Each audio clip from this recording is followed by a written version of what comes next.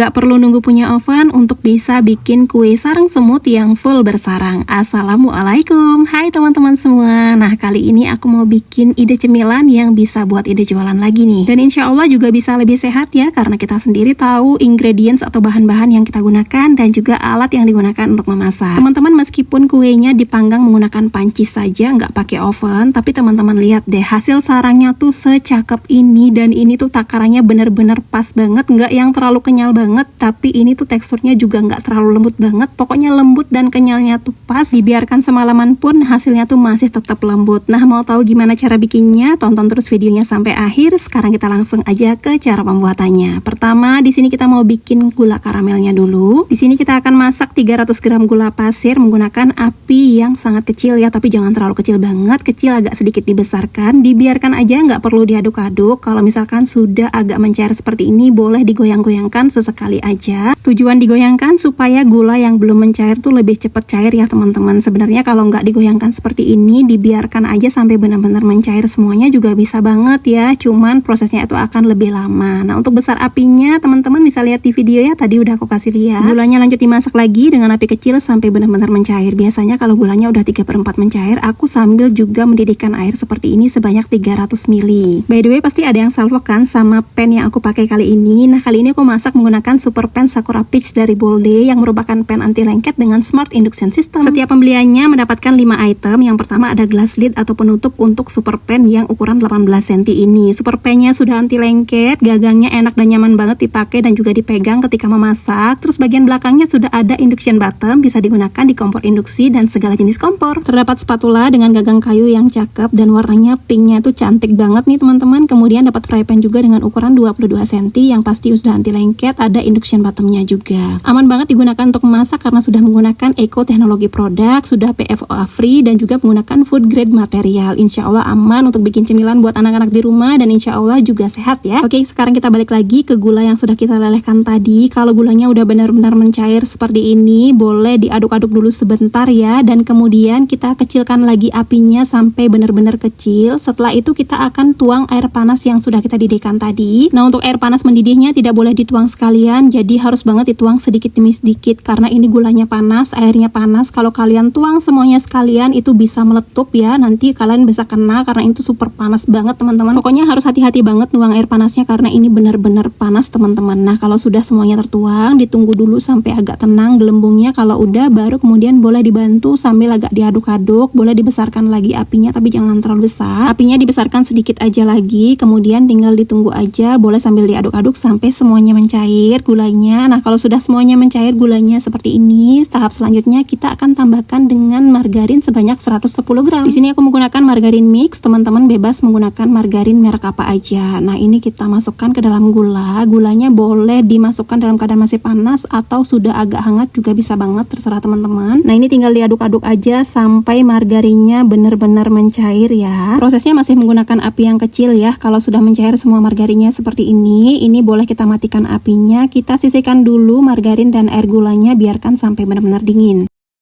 Nah, kemudian lanjut sekarang kita campurkan dulu bahan-bahan kering. Ini ada 150 gram tepung terigu protein sedang, 30 gram tepung tapioka, kemudian setengah sendok teh baking powder, dan juga setengah sendok teh soda kue atau baking soda. Nah, ini rahasia aku bikin sarang semutnya tuh tetap lembut meskipun besoknya nggak keras sama sekali karena aku menggunakan takaran tepung terigu lebih banyak daripada tapiokanya ya teman-teman. Tapi kalau teman-teman pengen yang lebih kenyal, bisa diperbanyak lagi tepung tapiokanya. Nah, setelah bahan keringnya sudah diaduk rata, kita sisihkan dulu, kemudian siapkan lagi mangkuk yang lebih besar. Campurkan 3 butir telur suhu ruang dengan 110 gram kental manis. Aku pakai yang rasa vanila. Kemudian selanjutnya kedua bahan ini tinggal diaduk aja sampai benar-benar kecampur merata. Nggak perlu sampai mengembang ya, cukup sampai tercampur merata aja teman-teman.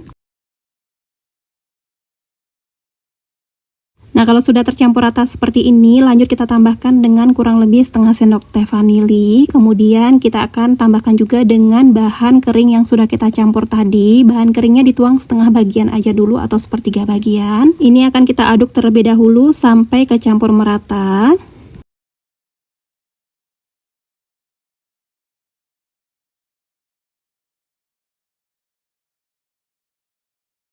Nah, kalau sudah rata, baru kemudian kita tuang setengah bagian gula. Ini menyesuaikan lagi ya, pokoknya bahan kering dengan bahan cair yang sudah kita lelehkan dalam keadaan dingin itu dituang bergantian sedikit demi sedikit. Kalau di sini aku bagi jadi 2 tahap aja. Kalau teman-teman mau bagi jadi 3 juga bisa banget. Pokoknya bahan keringnya tuh dituang, diaduk dulu sampai kecampur, baru tuang bahan cairnya, diaduk lagi sampai kecampur, baru kemudian tuang kembali bahan keringnya, diaduk lagi sampai kecampur, baru terakhir kalian tuang lagi bahan cairnya dan diaduk lagi sampai tercampur merata.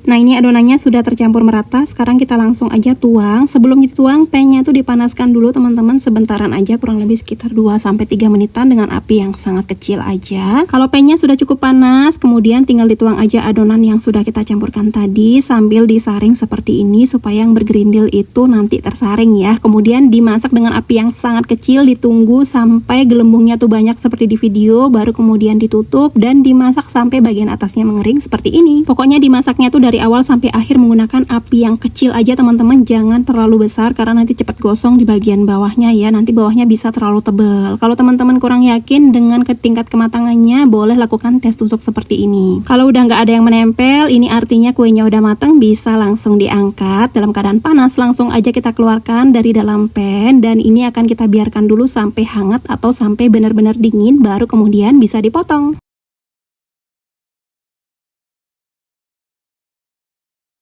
Nah, ini dia hasil kuenya ya teman-teman. Bagian bawahnya agak sedikit kecoklatan, tapi sedikit banget, nggak terlalu banyak. Dan ini bagian atasnya, lihat ya, ini tuh bener kenyal banget, menul-menul banget. Ini udah aku tunggu sampai agak hangat ya, karena udah nggak sabar pengen lihat sarangnya. Udah aku potong aja, dan alhamdulillah ini sarangnya hasilnya cakep banget. Teksturnya juga lembut, menul-menul teman-teman. Dan ini setelah aku potong kecil-kecil dan sudah dingin juga, hasilnya tuh tetap lembut, kenyalnya pas, lembutnya pas. Pokoknya ini enak banget. Intinya supaya bisa bersarang, baking powder dan soda kuenya pastikan masih bagus, bahan-bahan lainnya juga pastikan masih dalam keadaan bagus ya. Kemudian masak dengan api kecil, kalau bisa diusahakan panaskan dulu pennya sebentar aja sampai cukup agak panas, baru tuang adonannya. Jangan langsung ditutup, ditunggu dulu sampai gelembungnya tuh naik ke atas. Pastikan gelembungnya udah maksimal, kalau udah baru boleh ditutup, tunggu sampai benar-benar mateng dan dimasak dengan api kecil dari awal sampai akhir. Oke teman-teman, selamat mencoba resepnya dan juga tipsnya, semoga berhasil dan selamat mencoba.